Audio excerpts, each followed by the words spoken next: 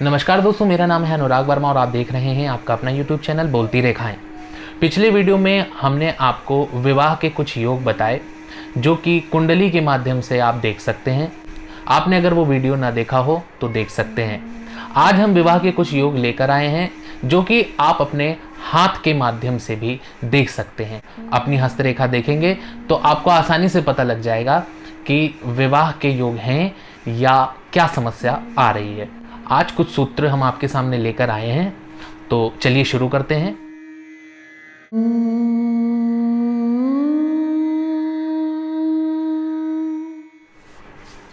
पहला सूत्र ये है, अभी इस वाले हथेली की बात करेंगे। इसकी पहला सूत्र है कि छोटी रेखा का मतलब प्रेम संबंध या विवाह का इरादा।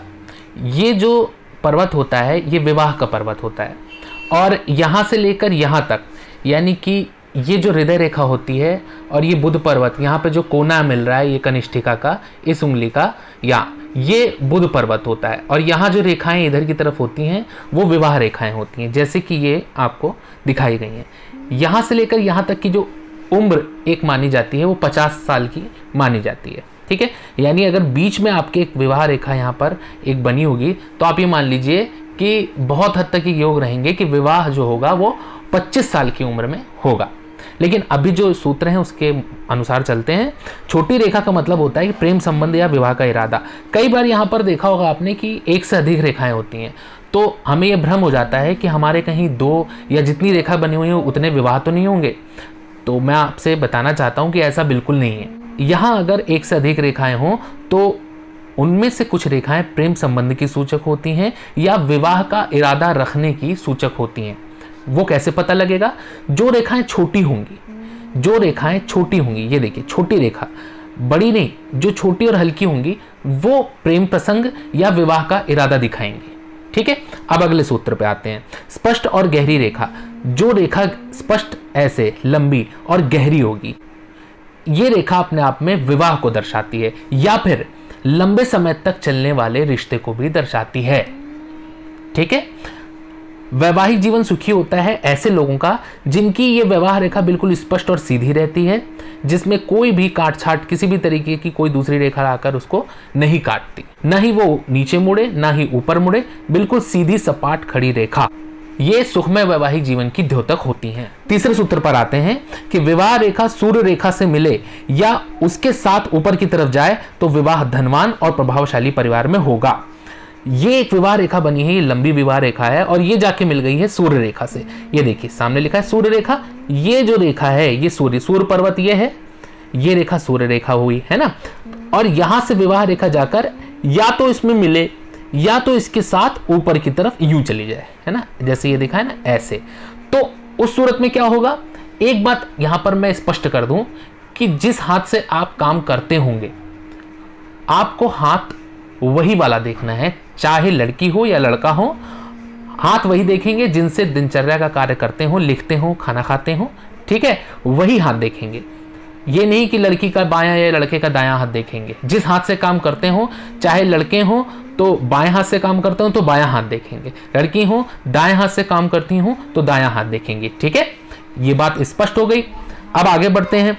ये रेखा अगर इससे मिले तो विवाह कहाँ होगा? धनवान परिवार में होगा।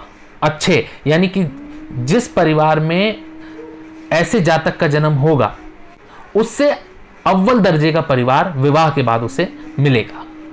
स्पष्ट है। अगले सूत्र पर आते हैं। अब ये वाला हाथ देखेंगे। इससे पहले मैं एक बात और बता दूं कि अपॉइंटमेंट के लिए ये नंबर मैंने दिया हुआ है, ये व्हाट्सएप का नंबर है।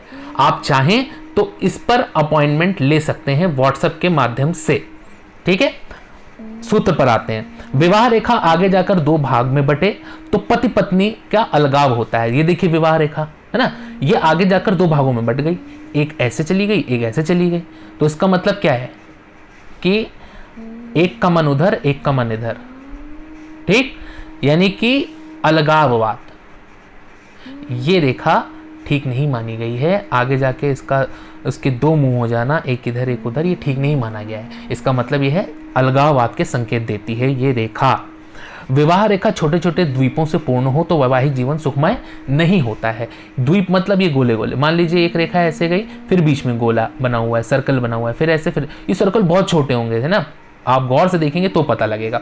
ऐसे गई, ऐसे सर्कल, फिर ऐसे गई, फिर ऐसे सर्कल, ऐसा हो तो वैवाहिक जीवन सुखमय नहीं होता, मतलब बहुत सारी समस्याएं उसमें खड़ी हो जाती हैं।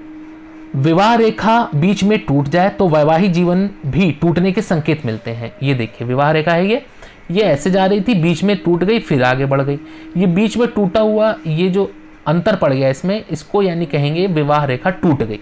तो इसके टूटने का मतलब है कि विवाह में भी टूट के संकेत मिलते हैं।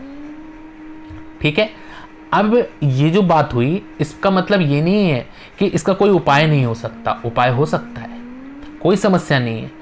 अगर इनमें से कोई भी रेखा या कोई भी ऐसा लक्षण आपके हाथ में दिखे तो घबराने की जरूरत नहीं है, समस्या है तो समाधान भी है। अब इस हाथ की बात कर लेते हैं। 7वां सूत्र क्या कहता है? बुध क्षेत्र के ऊपरी भाग से कोई रेखा विवाह रेखा पर आए तो विवाह में बाधा आती है। ये बुध क्षेत्र है, ये वाला जो हिस्सा होता है, ये उंगली के नीचे का और ये हृदय रेखा के ऊपर का ये वाला बुध क्षेत्र होता है। यहां से कोई लाइन निकलकर विवाह रेखा ऐसे बनी हुई है, मान लीजिए बिल्कुल सीधी, लेकिन यहां से निकलकर एक लाइन जैसे ठीक इस तरीके से है, इसके ऊपर आ जाए तो क्या होगा? विवाह करने की बार बार कोशिशें होंगी लेकिन विवाह हो नहीं पाएगा, अड़चनें आएंगी और बहुत सी अड़चनों के बाद संभवतः विवाह हो जाएगा उपायों के साथ। तो ये इस बात की द्योतक है कि विवाह में अड़चन आती है। विवाह रेखा यदि हृदय रेखा की तरफ झुक जाए तो जीवन साथी का स्वास्थ्य खराब, और ये रेखा हृदय रेखा को काट दे तो जातक की आयु जीवन साथी की आयु से अधिक होती है। अब मैंने क्या बोला इस बात को मैं यहाँ चित्र पे दिखा देता हूँ। देखिए 8वां नंबर, यहाँ ये विवाह रेखा ऐसे आई और हल्की सी नीचे की तरफ मुड़ गई। किसकी तरफ मुड़ गई? हृदय रेखा की तरफ। अभी इसको मत देखिए, सिर्फ इसको देखिए कि मुड़ गई है ना, मुड़ गई। यदि मुड़ जाए, झुक जाए तो जीवन साथी का स्वास्थ्य खराब, यानी कि जिसके भी हाथ में इस तरह रेखा नीचे की तरफ गई होगी विवाह रेखा, उसके जीवन साथी का स्वास्थ्य खराब होने की सूचक होती है ये रेखा। अब यही रेखा आगे बढ़कर इसको काट दे तो क्या हो जाएगा? ये रेखा हृदय रेखा को काट दे तो जातक की आयु जीवन साथी की आयु से अधिक होती है। इस बात को मुझे आपको समझाने की आवश्यकता नहीं है। अगर ये रेखा नीचे झुक के सिर्फ यहाँ तक ना रुके, नीचे पूरी काट दे, तो जिसका यह हाथ होगा उसकी आयु जीवन साथी की आयु से अधिक होगी। इसी हाथ पे एक और सूत्र लेते हैं कि शुक्र पर्वत से निकली रेखा शनि रेखा से मिले तो विवाह होने के संकेत मिलते हैं। ये शुक्र पर्वत है और यहां से एक रेखा निकली और ये जाके मिल गई शनि रेखा से। ये देखिए, ये भाग्य रेखा भी होती है और शनि रेखा भी होती है। ठीक है, यहां से जाकर इससे मिली रेखा, शनि रेखा से मिली तो विवाह होने के संकेत मिलते हैं। जब ये रेखा निकल के इससे मिल जाए तो ऐसा समझा जा सकता है कि अब विवाह होने वाला है। अगले सूत्र पर आते हैं। जीवन रेखा के समानांतर कोई रेखा चले तो जातक भावुक और जल्द क्रोधी होता है। जितनी रेखाएं उतने प्रेम संबंध। जीवन रेखा ये होती है, देखिए जीवन लिखा हुआ है, ब्लैक कलर की वाली जो रेखा है जीवन रेखा होती है। इसके समानांतर बिल्कुल इसी की जैसी एक रेखा इसके बगल में चले तो इसका मतलब क्या होता है कि जिसके हाथ में ये रेखा होगी वो बहुत जल्दी भावुक भी हो जाएगा और बहुत जल्दी क्रोधी भी हो जाएगा। इसके अलावा जितनी रेखाएं इस तरह की बनी होंगी, मान लीजिए यहाँ एक बनी हुई है, फिर एक के पीछे एक और बनी, फिर एक के पीछे एक और बनी, उतने प्रेम संबंध ये दिखाती है। अब अगले सूत्र पर चलते हैं। 11वें नंबर के इस वाली रेखाओं के लिए ये लिखा है कि कई बार सगाई टूट जाती है। दो रेखाएं मान लीजिए बनी हुई है, एक छोटी एक बड़ी, तो क्या होता है कि कभी कभी रिश्ता लगने के बाद टूट जाता है, यानी कई बार सगाई तक बात पहुंच जाती है, सगाई होने के बाद बात टूट जाती है, रिश्ता टूट जाता है। कई बार ऐसे सवाल आते हैं कि आखिरी मौके पर विवाह की बात टल गई जबकि सगाई भी हो चुकी थी, ऐसा क्यों हुआ? तो ऐसा क्यों हुआ, एक बार आप अपने हाथ को ऐसे देख लीजिए। यदि उसमें इस तरह की एक आगे छोटी रेखा और एक आगे बड़ी रेखा है तो इस प्रकार की संभावनाएं होती हैं। लेकिन अगर पहली रेखा बड़ी हो गई तो इसका क्या मतलब हो जाएगा कि शादी होगी और जल्दी ही होगी। जैसा कि मैंने आपको ये बताया कि जितने हृदय रेखा से जितनी कम दूरी पे ये रेखा होगी, बड़ी स्पष्ट लंबी, उतनी कम उम्र में शादी होगी।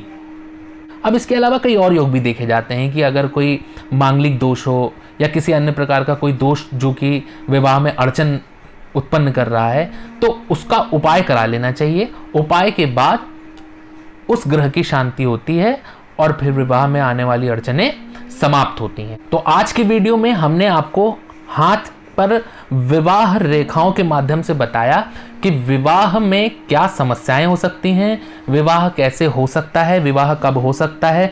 अगर बिल्कुल बीच में रेखा हो, जैसा कि हमने बताया कि यहाँ से लेकर यहाँ तक 50 साल माना जाता है। अगर बिल्कुल बीच में रेखा होगी तो 50 साल यानी कि 25वें साल में शादी के योग बनते हैं, 25-26 के आसपास शादी के योग बन जाते हैं। ठीक है, जितना आगे बढ़ती जाएगी शादी में उतनी देरी होती जाएगी। ठीक, तो आज हमने आपको हाथों के माध्यम से विवाह के बारे में कुछ जानकारियां दी। इसी प्रकार से हमारी सीरीज विवाह के योगों पर आगे भी जारी रहेगी। पिछले वीडियो में हमने आपको कुंडली के माध्यम से विवाह के योगों के बारे में बताया। अगर आपने वो वीडियो ना देखी हो तो जल्दी से जाकर देख लीजिए कि विवाह के योग कब आते हैं। वैसे तो विवाह के योग देखने के कई तरीके, कई सूत्र होते हैं, लेकिन यहाँ पर फिलहाल मैं 3 से 4 सूत्रों की आपसे बात करूँगा। तो आइए बिना देरी किए शुरू करते हैं कि आपके जीवन में विवाह के योग कब कब बनते हैं। अगर आप कुंडली के माध्यम से सही तरीके से न समझ पाएं तो आपको हाथों के माध्यम से भी हमने कई निशान यानी कि कई रेखाएं बता दी हैं, और आने वाले वीडियोस में हम और अधिक जानकारियों के साथ आप सबके सामने उपस्थित होंगे। विवाह की नई नई जानकारियां, कार्यक्षेत्र की नई नई जानकारियां, इन सभी जानकारियों को पाते रहने के लिए हमारा चैनल जल्दी से लाइक और सब्सक्राइब कर दीजिए। नए वीडियो में नई जानकारी के साथ जल्दी ही आप सबके सामने उपस्थित होऊंगा। तब तक के लिए नमो नमः।